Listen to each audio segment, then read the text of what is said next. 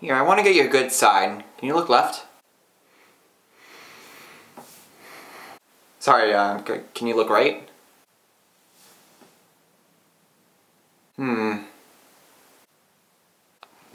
Perfect. I feel like the ugly barnacle. Welcome back to Amazingly Average, the show with advice for amazingly average authors and actors. My name is John, and one time I was trying to boil some pasta before going to work, and a mouse ran out from behind our microwave and jumped into the burner. Needless to say, I didn't eat any pasta that day. I couldn't roast the little guy alive. Today's tip is for the amazingly average actors out there. H. Helium. It actually stands for headshots.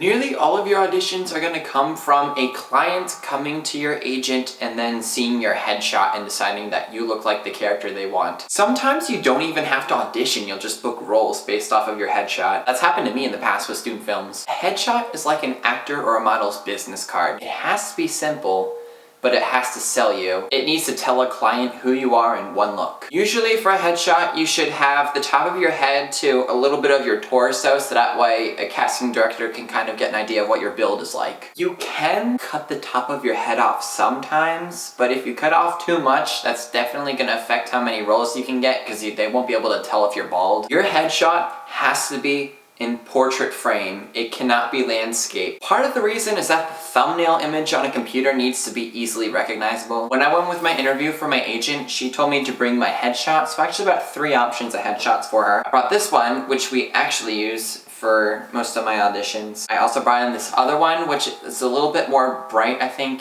A little better for commercials, I'd say. I had this other one, which is a little more intense and maybe kind of portrays different characters, more like an angsty sort of high school character. She said that while it will work for some casting directors, she knows personally of another one who says that she has yet to find an actor that's more interesting than a brick wall. So the point I took from that is that your headshot, the eye should be drawn to you and not the background. Finding a photographer is half of the battle. You should get a professional photographer, because if your headshot doesn't look like it's a professional one, you're not going to get as many bookings as somebody with a more polished product. Make sure you consult their reviews and make sure that it's safe. If you are not sure about a photographer, bring somebody with you. Better safe than sorry. When I went to go take my headshot, I realized that I didn't tell anybody where I was going, and I'd never met the photographer before. It could have ended really bad since I was meeting him at his empty warehouse. Headshots cost money, but that is an investment in your future. You have to spend a little bit to make money. My headshot session cost $85, I believe, which was a great price for clothing changes they let me have. My very first booking paid for my headshots like 4 times, so it's worth it. If you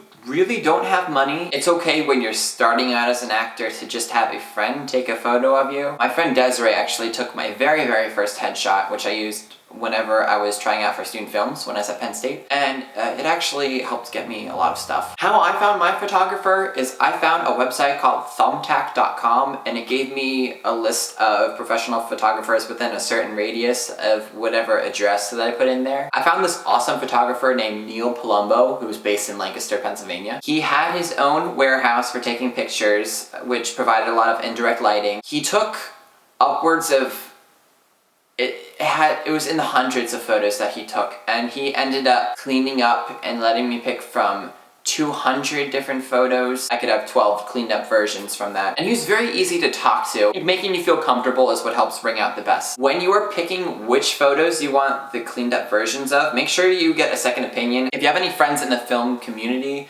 that's definitely a good place to go. My friend Monica had a lot of experience, so she was able to give me some good pointers. When picking out clothing that you're gonna use, first of all, make sure you look into the pricing and figure out exactly how much you need to pay for the amount of clothing options that you wanna try out. It's usually better to go a little bit more general, because if you go very specific with the way you look, you're only gonna be available for a very specific character type. If your type is mostly businessmen, it's okay and probably a good thing to wear a suit for your headshot session. My type right now is still pretty young, so I usually will wear a t-shirt and something that'll just show off my thin build. I also like wearing button downs too. You are expected to look like your headshot at a moment's notice for an audition. You have to be careful about haircuts. kind of maintain your hair close to what your headshot looks like. If you're going to dye your hair, you're going to need to take another headshot. So if you're going from red to purple, you're going to need to get a purple headshot. If you're a girl and you're going to cut off a significant amount of hair, you're going to need to get a new headshot for that as well. I had my hair a little bit longer because it worked for younger characters, and it was also what I was stuck with for the sake of continuity for a film I was in that summer. So pick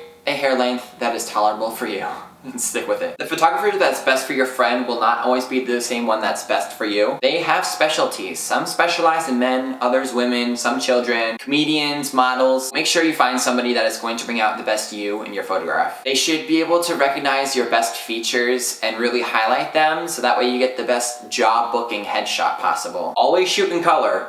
Black and white is very outdated at this point in time. If you're going for a commercial, you're going to want a bright and expressive headshot. Something that's going to pop on camera on TV so that way people are going to want to buy whatever product you're representing. When it comes to film and cameras, less is more. So a big smile is usually a little bit better for theater. If you're mostly a drama actor, you're probably going to want a more stern look. Comedic actors usually do a little bit with their eyebrows, and that suggests a lot of humor. When you're printing your headshot, you're going to need it in a standard 8x10 dimension. When you're printing these, you're going to have to trim them so that they meet those dimensions. You're going to want to print your headshot on a thicker piece of paper. Not a thin computer sheet, but a thick piece of paper. Most of the time, if you go to like a FedEx or a Kinko's or something, it's going to be called cardstock. Just ask for thicker paper and they should be able to help you out. For your resume, that doesn't have to be on cardstock. That can be on a regular piece of paper. When you do your headshot, you're going to want the actual image and then a small white border around it at the bottom. You can do it a few different ways and be acceptable, although the most acceptable form is to have it centered. You're going to want to have your name as it appears on your resume. I use my middle initial W,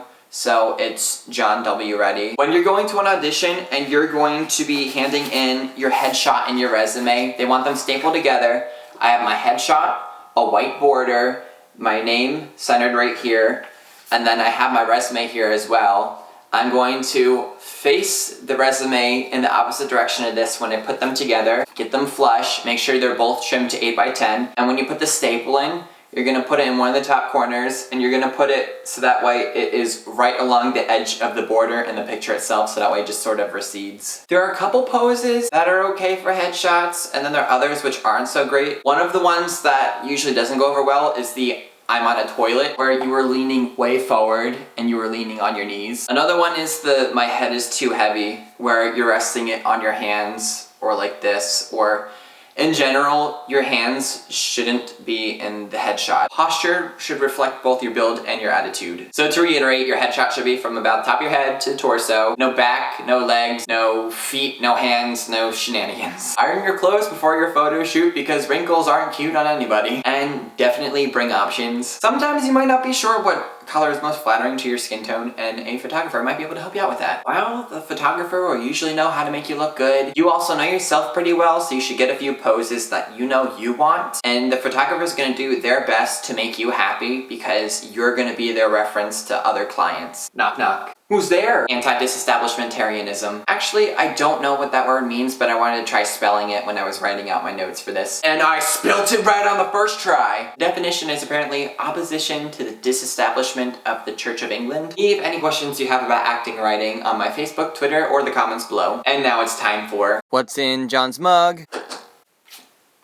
Y2K. So basically a garage full of gallons of filtered water and groceries. I was so young when the millennium rolled around that I didn't realize we prepared for Y2K until 9th grade history class when we talked about it. If you like this video, then make sure you communicate to your photographer what you need for your headshot. If not, then good luck with all of the extra hands in your shot. Shot, shot, shot, shot!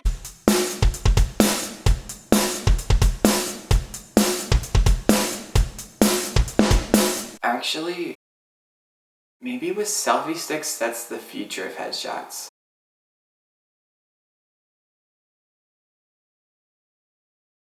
Nope, now I know what it feels like to have T-Rex arms. Damn you, nub arms!